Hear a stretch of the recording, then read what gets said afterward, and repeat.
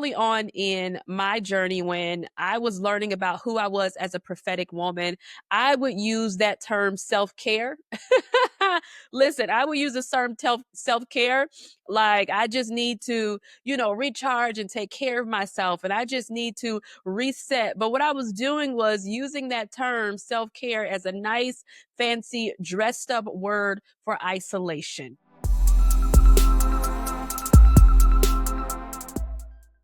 Hello and welcome back to another episode of the Raven Nole Show. I'm your host, Raven C. Nole, and I am so excited to be here with you today.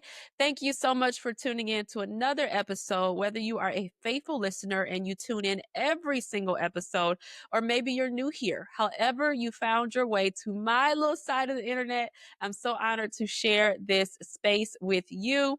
Today's episode is going to hit home for a lot of prophetic women. So if you consider yourself to be one, this is an episode for you, especially if you've ever felt stuck or silenced or unsure of how to actually steward your gift.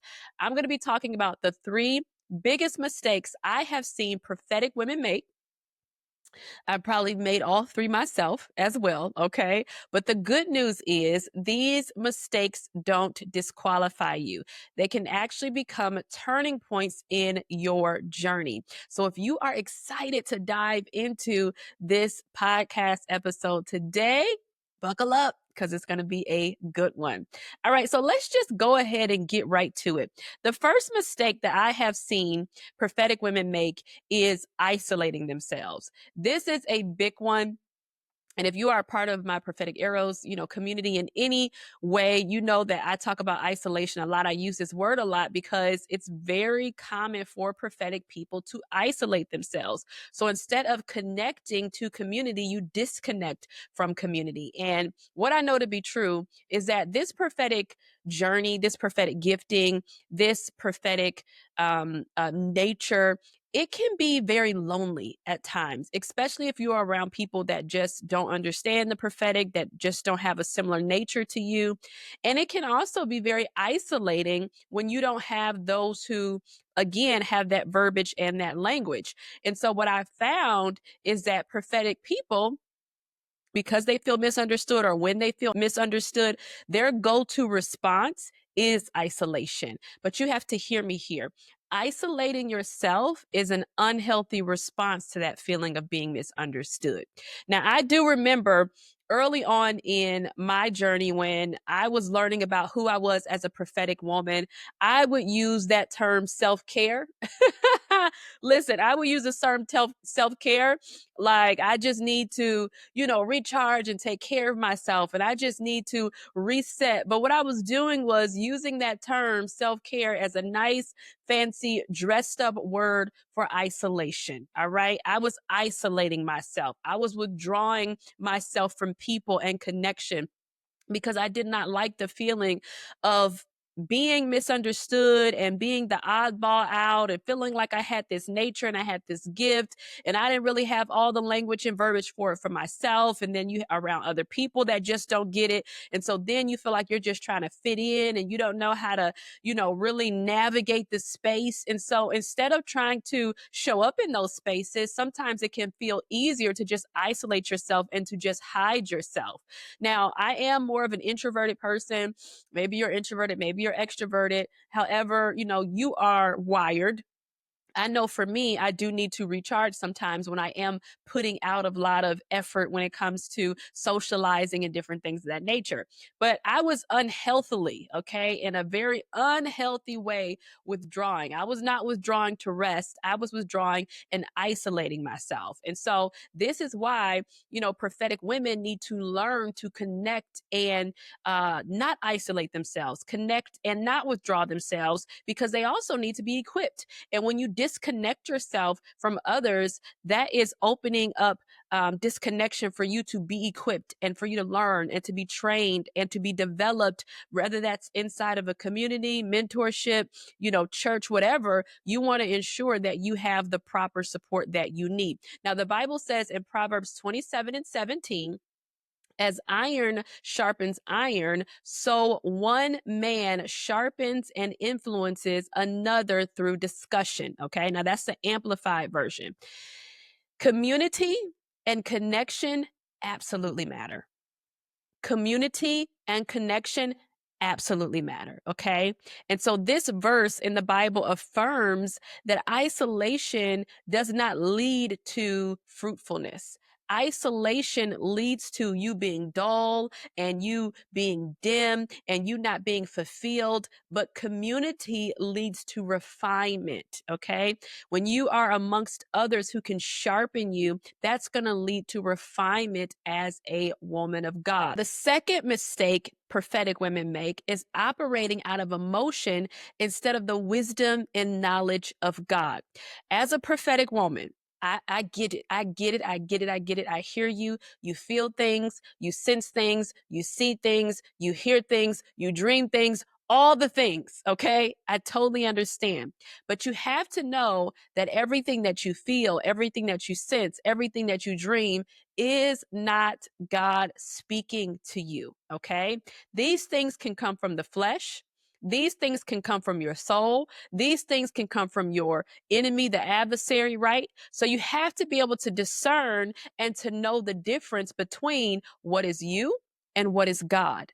What is your feelings and what is revelation? And you have to be intentional about growing and maturing as a prophetic vessel in this area because it can be detrimental. One of the things that we have to be careful with, because, our adversary would love for us to be able to take our emotions, take our biases, take our feelings, and to try to prophesy those things as if they are the word of the Lord or as if you're sensing something from God. You can lead people to literally being angry with God because you released a word or you told them this was God and it wasn't. It was your feelings, it was your emotions, it was your biases. And so you have to be very careful knowing what is you, because we all have emotions and feelings. We all have biases based on our upbringing, based on things that we've experienced in life, based on cultures, all those different things. And so you have to know your blind spots when it comes to the prophetic and being a prophetic woman. And then you have to have the maturity to say, okay, I know that this is me and not God. And so I'm going to be careful to draw the lines on how I communicate this or how I explain this or how I prophesy, whatever that is, right? So you have to be able to draw the line and know what is God and what is not him. Now, the third mistake, okay, the third mistake that I see prophetic women make is minimizing or muzzling their gift. Now, there are a couple of reasons for this, right? Being muzzled isn't always a choice. Sometimes it's things that you've experienced in life. And then you have the minimizing, which can be a choice, something that you are consciously doing. And sometimes you can do things without even consciously knowing that you're doing them as well. But here's what I found out about minimizing or muzzling the gift.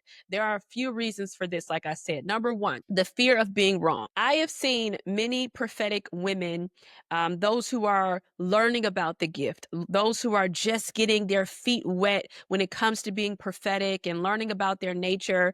They don't want to say things. They don't want to communicate things. They don't want to tell people about what the Lord may be saying to them because they're afraid of being wrong.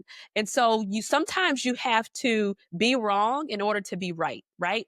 And so we are human and being wrong is okay. But when you are inside of community, again, connected with someone or a community space that can sharpen you, if you're wrong, it is safe to be wrong because it can be and it can turn into a learning opportunity. All right. And so you have to know if you are in the right spaces and places, being wrong is not a problem.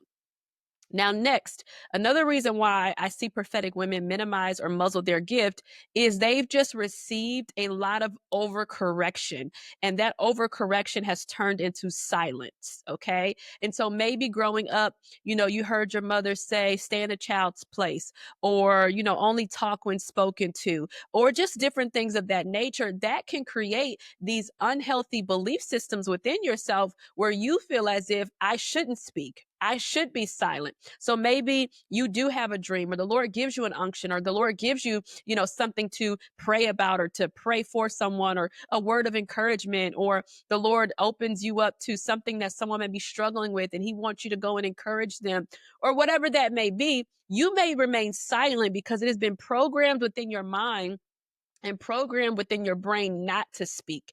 And so you have to be intentional about overcoming those areas.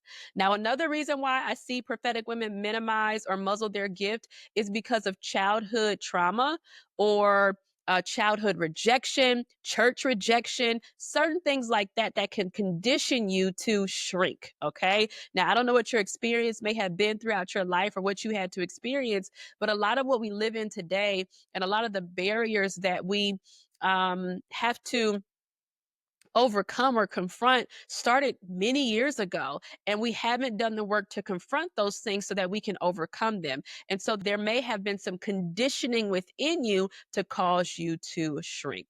Now, the last reason or the last way that I see prophetic women minimize or muzzle their gift is they have a horrible habit, okay, which really comes from rejection, of changing who they are to make others comfortable. Have you been there? Have you experienced that, right? Where you feel like you have to change or conform or kind of morph into something that makes other people more comfortable. And so when it comes to your gift, you may dim that down. You may act like I don't know these things, or I don't have these sensings, or I don't have these burdens. And so you start to change so that others feel more comfortable. Maybe people are intimidated by you. Maybe you're like, I had this dream, I had that dream, I had this dream, and they're like, man, you have so much insight into stuff. And maybe they are afraid of that and they become intimidated by that. And so in you, you start to change so that they can be more comfortable. I've seen those things happen time and time again. So these are the three biggest mistakes that I've seen prophetic women make. And I pray that even though today's episode was a quick episode, I pray that today's episode didn't just call out some of these patterns, right? Or some of these behaviors that are unhealthy, but also called you into the fullness of who God has created you to be. Listen, making mistakes in the prophetic doesn't mean you missed your moment. It doesn't mean you're off and you can never get it back. It means you're still in process. You're still being shaped, sharpened, and strengthened. And you are, as long as you are willing to lean into what the Lord is doing instead of leaning away, God will use every single misstep as a setup for maturity. And if you're ready to go deeper, to be developed and walk in your calling, I would love for you to join the Prophetic Arrows community, where I host bi-weekly Bible studies, and you can get connected with other women who are on a similar journey as you. It's free, and we would love to have you. Until next time, keep thriving and making an impact.